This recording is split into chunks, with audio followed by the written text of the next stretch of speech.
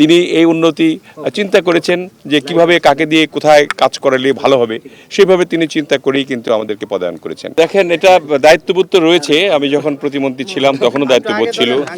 আমরা মাননীয় প্রধানমন্ত্রীর নেতৃত্বেই কাজ করছিলাম এবং মাননীয় প্রধানমন্ত্রী জনাব তারেক রহমান যেভাবে বাংলাদেশের ফেস মানে যে আমাদের বাংলাদেশ বিমান, আমাদের সিভিল এভিয়েশন, পর্যটন কর্পোরেশনকে যেভাবে তিনি সাজাতে চান, সেটার লক্ষ্যে তিনি হয়তো পরিবর্তন এনেছেন।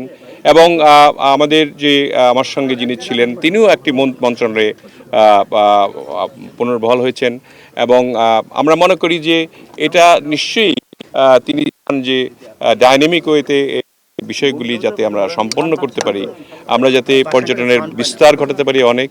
এবং তিনি যেহেতু এনটিসির সভাপতি, আমাদের মাননীয় প্রধানমন্ত্রী, তার নিশ্চয়ই কোনো প্ল্যান আছে। সমস্ত প্ল্যানই কিন্তু বাংলাদেশের উন্নতির জন্য এবং বাংলাদেশ জনসাধারণের আপনার উন্নতির জন্য। তিনি এই উন্নতি চিন্তা করেছেন যে কিভাবে কাকে দিয়ে কোথায় কাজ করালে ভালো হবে, সেভাবে তিনি চিন্তা করেই কিন্তু আমাদেরকে পদায়ন করেছেন। আমি আল্লাহর কাছে শুকরিয়া জানাই এবং বিশেষ কৃতজ্ঞতা মাননীয় প্রধানমন্ত্রী জনাব তারেক রহমানের প্রতি। চ্যালেঞ্জ তো অনেক রয়েছে, সেই চ্যালেঞ্জগুলি মোকাবেলা করতে হবে। ইতিমধ্যেই 6 মাসের মধ্যে আমরা অনেক দূর কাজ এগিয়ে নিয়েছি। এখন এক্সিকিউশন করার জন্য যে সময়টি দরকার, সেই সময়টি আমাদের লাগবে। আল্লাহর রহমতে আমরা মনে করি আগের চেয়ে অনেক অনেক গুণে এই মন্ত্রণালয় ভালো করবে।